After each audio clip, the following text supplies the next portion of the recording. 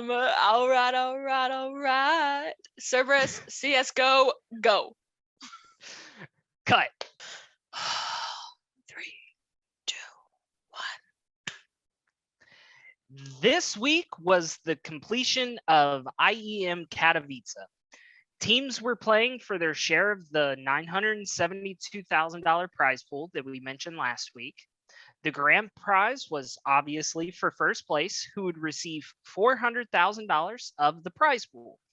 6 teams entered, and when all was said and done, only one team could stand above the rest.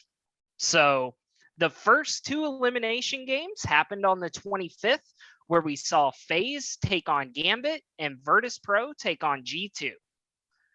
The first matchup was Gambit versus FaZe. Gambit came in as the number 2 seed, where FaZe had to fight their way being in the 9th seed. However, despite the discrepancy in the seeding, this match proved who was the stronger of the 2 teams. FaZe came out firing, where they showed that they were starting to hit their stride. It ended up going well for them, where they were able to take the series 2-0 over Gambit. Both matches were decisive, where FaZe were able to lead were led by their top slaying duo of Brokey, who went plus 17, and Rops, who went plus 16. Yeah, every player on Gambit went negative except Shiro, who went positive 3. Shiro is absolutely nasty, though. And then in the next match, it was very similar to the match previous, but this one was Virtus Pro taking on G2.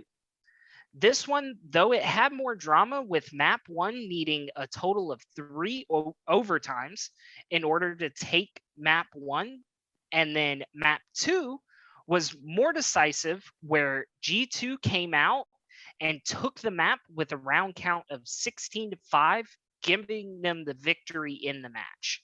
Monacy led the charge, going 58-40 with plus 18 slays. Similar to the prior match as well, everyone went negative except Jamie, who went positive 10. As impressive as that is, just wasn't enough to carry his team to that victory. Unfortunately not. And then the 26 offered more spectacular matches, where we got to see Heroic, after taking the first round bye, take on FaZe, and then Na'Vi, also off their first round bye, take on G2. In the first matchup, FaZe came out hot in their match against Heroic. It was a dominant performance, with FaZe not dropping a match and winning their team a significant victory. No one on Heroic was even able to go positive in the slaying, where all members of FaZe were able to do the opposite, with all players going positive. Brokey led the lobby in slaying with a plus 29 stat line, and only dropping a grand total of 17 times in the match. That is nuts. Raps wasn't far behind Brokey, going an impressive positive 21 in slays. Not far behind at all. And then in the next elimination game of the day, it would decide who would face off against FaZe in those coveted grand finals. It was not quite as decisive, but it was won without the team dropping a single map. That match saw Na'Vi take on G2. Na'Vi was being led by their possibly the best player in CSGO, Simple, and it was thought that Na'Vi would take this match very easily. However, the opposite showed to be true, with G2 taking the series over Na'Vi by a scoreline of 2-0. Hunter showed up for the G2 squad, leading in the slaying with a plus 13 stat line and going 47-34. With that win, G2 punched their ticket to face off against FaZe in the IEM Katowice finals. Simple was the only pro to go positive on Na'Vi, leading his team with positive 11 kills.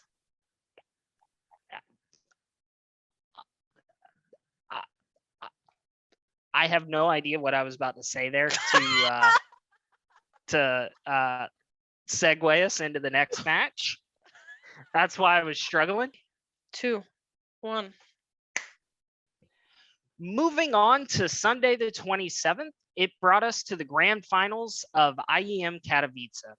This match was between G2 and FaZe, both of whom had not won at Katowice yet. It proved to be a grueling match despite only 3 maps being played out of the best of 5 series. Map 1 was on Inferno, where Rops of FaZe controlled things, going plus 15 on the map and proved to have his way. It was not without its issues, though, with G2 able to push the map into overtime. However, it was not enough to stop FaZe, who ended up taking the first map after the first overtime. And then in map 2, it started and it proved to be even more taxing on the teams. As teams battled it out on Mirage, there was not enough time for either team to take it before they saw 5 overtimes worth of rounds to be played. In this match, we got to see impressive performances out of Twists of FaZe and Hunter of G2, where both players were able to go plus 13. However, the map ended up going to FaZe after a back and forth fight and put them up in the series 2-0. And then on map 3, on Dust 2, it brought the completion to grand finals, but it was not without its drama. Brokey of FaZe led the lobby with Slang with plus 8 in KD, but was followed closely by Hunter of G2, who put plus 7 to his name. However, Hunter was not able to keep his team in it with just Slang, as FaZe proved just too strong. With winning the map, FaZe won themselves the championship and were crowned IEM Katowice champions. Hunter of G2 needs to be pointed out here, with him going an impressive positive 23 slays overall. Wasn't enough to carry to the victory, but fought well and hard. Closing out this past week's CSGO matches, what about the Battle Royales? Well, we have coverage from both Warzone and PUBG this week. There was one Warzone tournament that was the eFuse Community Showdown 12. 12th part of this one, I guess. And it was a tournament for a $10,000 prize pool. In it, we did not happen to see Tommy, who many expected would win another one if he was in it. However, without him there, we got to see some different talent show what they could do. After 8 private lobby matches, we saw Team Myapo, consisting of Myapo, Otterize, and Unveiled, taking the win with a total score of 120, winning them first place and that prize of $6,000. Second place also saw winnings, which was taken by Team Huskers, taking home $3,000. And then third place was able to take it by the slimmest of margins, only 2 points, which was Team Noobs, who is Tommy's normal team, winning themselves $1,000. With 3 of the total 8 teams winning something, that's pretty nice. Oh, yeah, especially with it being a smaller prize pool. And then this week, we were also treated to some PUBG matches.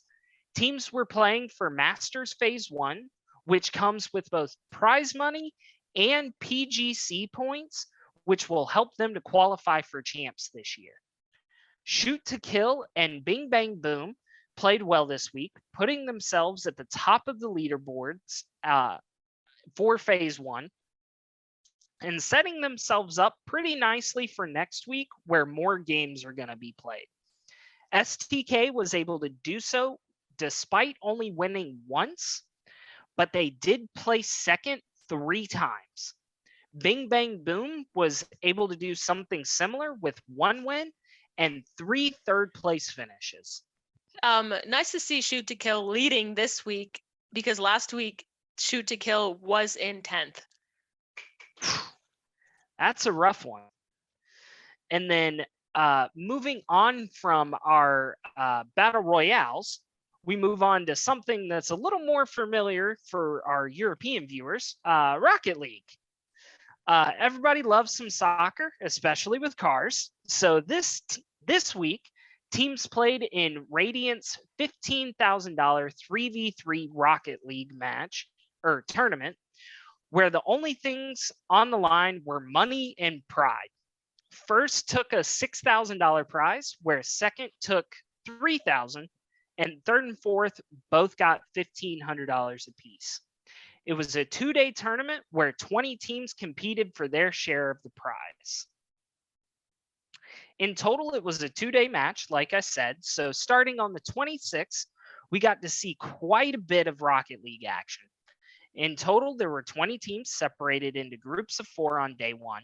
In Group A, Pioneers Gold were able to take the top spot in the group without dropping a single game, and were followed by Silver Sirens, who were able to advance as well, but only just doing so after going 2-2 and only carrying on by a way of round count over the third place team, who ended up getting eliminated. And then in Group B, it was a bit more decisive, where we saw BS Plus Competition going 4-0 to take the top spot. Atlantside Wave were able to follow closely behind, only dropping 1 match. Good for them. And then in Group C, it was the similar affair, where we saw a pretty similar scenario to Group B. Flashes of Brilliance shine bright, taking the group with the perfect record, going 4-0. Circuitry Gaming were able to advance as well out of this group, going 3-1, placing themselves firmly in second for the group. And then in Group D, same story, different characters. Parabellum Black were able to be the top dogs in this group, going 4-0, taking that number 1 seed in the group and securing their seat in bracket. Wildfire were able to follow up the first place team's performance, going 3-1 in the group, securing their seat in the next round. And day 2 saw those top 8 teams placed in a bracket where it would end the tournament and only one team would be named champion. To start off, Pioneers were able to take the win over Atlanta Tide Wave in a 3-1 series. Pioneers really took the match away when they outscored AW 11-1 in the last 2 games. Parabellum was able to do something similar to Circuitry Gaming in the next match, where they were able to take the match. Outscoring them 9-2. That's a pretty dominating performance out of them. And then BS Plus Competition was able to show how dominant they were in the next match against Silver Sirens, where they were able to take the match. Silver Sirens were not able to compete in this matchup, where they were outscored by BS Plus by a scoreline of 19-3. The next match, however, offered us our first close match of the day, with Flashes of Brilliance taking on Wildfire. Wild were not outscored quite as bad as the other teams, but they still lost by a scoreline of 8-2. And with the 4 teams advancing to see who would take their lion's share of the prize pool, despite being guaranteed at this point some kind of money since they were all top 4, we were treated to 2 more matches. Pioneers took on Parabellum, and it was unfortunately not a close match at all. Pioneers scored well, winning each game, taking the series in 3 total games. In the next match, though, it turned out to be the closest match in the bracket throughout the day, where BS Plus Competition took on Flashes of Brilliance. This match had to go all 5 games, with it only being decided on Champions Field. Flashes of Brilliance ended up being able to take it and secure their seat in the finals. And then in grand finals, It brought us to the last matchup where Flashes of Brilliance took on Pioneers. Flashes of Brilliance were able to show up and show out, taking this series that was a best of 7 in only 4 games. Game 2 and Game 4 were close, with Flashes only winning by 1 goal. But the other 2 matches showed that they were just the better team, outscoring by at least 2 goals.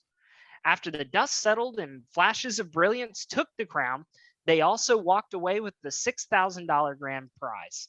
Meanwhile, Pioneers did not have to go home disappointed, winning $3,000 for their squad. Nice little payday.